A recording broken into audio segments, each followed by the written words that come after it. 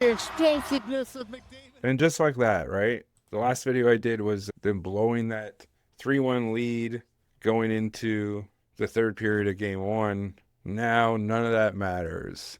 Like, it's not even worth wasting time pretending that game five was just a regular hockey game. It obviously wasn't. The Oilers' 6-3 win over the Dallas Stars didn't just punch a ticket to the Stanley Cup final, it sealed a propaganda campaign disguised as a playoff run that has been going on for the past 2 months. This isn't sport, it's statecraft, and it's been working because what we witnessed wasn't Alberta triumphing on the ice. It was Alberta being symbolically reabsorbed into the Canadian myth machine. The same Alberta that spends half its time demanding pipelines and the other half threatening to leave Confederation altogether. But the second McDavid scores an incredible goal and someone cranks out "Oh Canada" at Rogers Place, suddenly they're Canada's team. That's all it takes. If you rewind to game three, the crowd spontaneously belts out the anthem unprompted, off key, and loud as hell. And it wasn't just noise, it was ritual. It went viral on Canadian Twitter because it's exactly the story that the state needed. Alberta isn't angry anymore. Alberta has returned, except no. Obviously, that's not what's happening. The chants were louder than the policy failures. That's the point. They always are. And that's the reason that hockey is statecraft in Canada. This country doesn't work. There's no housing. There's no meaningful reconciliation. There's no functioning democracy. You want equal representation in parliament? Too bad. This is a colonial settler Frankenstein stitched together with pipelines and hockey teams. That's what it is. Don't worry, McDavid has scored a beauty. And every year when a Canadian team goes this deep into the playoffs, the media and branding, marketing campaigns all go into this overdrive that try to turn it into this national moment. This time it's Edmonton. Next time it'll probably be Edmonton again. Like, the script never changes. Forget your grievances, forget your rent, forget the genocidal foundations of your country. Here's the power play, and we got to score. And by the time game five rolled around, the machine was in full gear. McDavid tallied his 100th playoff assist. The Oilers jumped out to a 3-0 lead in the first 8 minutes. Jake Ottinger got pulled. But at the end of the day, the Oilers took a 6-3 win to clinch the series. And the anthem didn't need to be sung again. It was still echoing from game three. And with that, it wasn't just a win. It was a state-approved catharsis. And a huge part of this, right, has been Carney in a jersey. Like, it's all the governance you're going to get, and it's all, like, Canadians. Like, it's the pacification of a nation, right? If we look at Mark Carney, the former Bank of Canada and Bank of England guy, the one who's helped run global monetary policy straight into the arms of climate collapse and neoliberal austerity over the past few years, that guy, he's the prime minister now, skating in Oilers gear, tweeting about Connor McDavid like he's not the human embodiment of a PowerPoint presentation at the World Economic Forum. Why?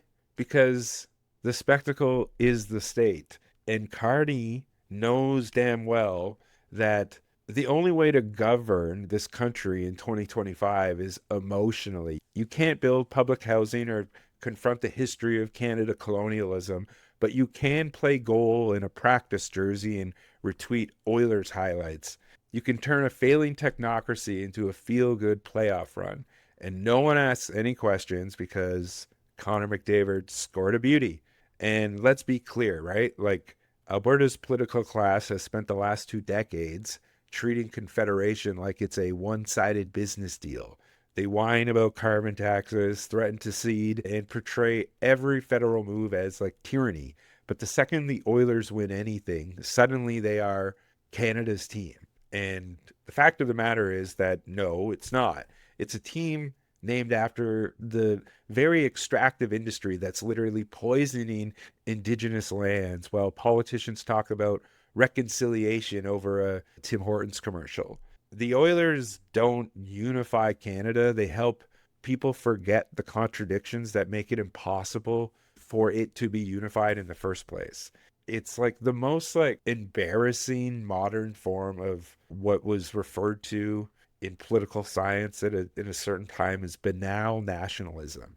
It's when symbols do the work so the government doesn't have to. It's when a flag on a backpack or a tear during the anthem is supposed to stand in for political agreement. It's the creation of this imagined space that you relate to that is created over time through a process in which you don't know is happening until it's over because you fully related to it. And that's what happened in game 3 with the anthem. That's what was sealed in game 5 with the scoreline. The chant becomes the policy, the cheer becomes unity, the highlights become healing. It's very fake, it's very superficial, but it's Canada and it's very effective. If you want real reconciliation, you'll get a land acknowledgement before puck drop and then a standing ovation for a team that is named after Big Oil. If you want action on climate, you'll get Mark Carney in a full goalie gear posing for a photo op. And this is how it works. The contradictions are not resolvable, they're choreographed. And game 5 wasn't about sport, it was about upholding this emotional infrastructure. The emotional infrastructure that the Leafs abandoned, that the Jets abandoned. And it's about channeling all of that alienation into a common thing. Applause for the nation coming from Edmonton, a city within a province that apparently doesn't want to be a part of Canada's federation. And by doing so, it's like it reconsolidates the entire project. It turns like the old settler colonial project into a feel-good anthem TikTok clip. And that's the point, because of course it was going to end with Edmonton versus Florida. It was obvious. And I'm not saying that it's scripted or anything like that. I'm just saying that McDavid was going to get back and the Panthers were going to try to continue to put together a dynasty. And so it was very easy to see how things were going to come together. And with that, you got the narrative, right? You got the MAGA Panthers, Trump's team in DeSantis's backyard, book bans and climate denial in skates and helmets versus the Edmonton Oilers, the avatar of Canadian technocracy pretending to be like a community project. Like it isn't just a final, it's a proxy war played out on a sheet of ice. It's Exxon versus Suncor. It's revanchism versus ritual. It's the celebration of the destruction. Florida is sinking into the Atlantic. Miami sinking into the Atlantic. Alberta is burning every summer. And both of them are playing for the cup. It's going to rev up the same type of nationalist emotion that US versus Canada and the Four Nations did back in February. Like it means something, like it's going to change people's material lives if it happens. What would it amount to? Nothing but just good optics and a feel-good story. That's the statecraft I'm talking about.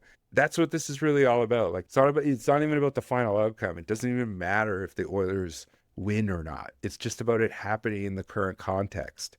I think they are going to win, but it doesn't matter. It's not about the score. It's not about the stats. It's not even about the hockey. It's about the narrative, and it's literally about, it sounds silly, but it's the truth. It's the friends we made along the way. That's the statecraft. And if you're there, if you're even a part of it, if you're seeing it on TV when the Oilers crowd sang "Oh Canada," the Oilers won, Alberta is back in the Stanley Cup final. Never mind the separatism, never mind the pipelines, never mind the cultural genocide, the political gridlock, the gaping holes in the idea of what Canada is itself as a settler colonial mythos. It all disappears for just one moment, just long enough for McDavid to score just an absolute beauty of a goal. To toe tuck the puck and not run into the goalie or go full on into the boards. Just an absolutely unbelievable goal. Incredible. But yeah, that's all we're hoping for. Canada doesn't need solutions. It doesn't need storylines. It doesn't need like the Canadian state, the old stock Canadian state that is modernized into what it is now. It doesn't even need reconciliation, right? It needs a viral moment. It needs McDavid to do that again in the Cup final and bring the Stanley Cup back to Canada. And Game 5 gave it all. Canada's team, the anthem echoing from game 3, the prime minister in waiting to tweet out that Canada is in full support of Edmonton, in full support of the Oilers, right? It's not unity, it's cultural branding. It's not community, it's jumbotron nationalism. And like I said, and I'll keep saying, hockey just isn't a sport here. And you have to really think about what that means when people say that, because it is the state working outside of its institutions. And this week and in the next few weeks, as we see the Oilers in the Stanley Cup final, and depending on what the result of that is, we will see how much it works perfectly when it's like when the correct results and when all the conditions come together to create the thing that is needed, which we could see happen. We could.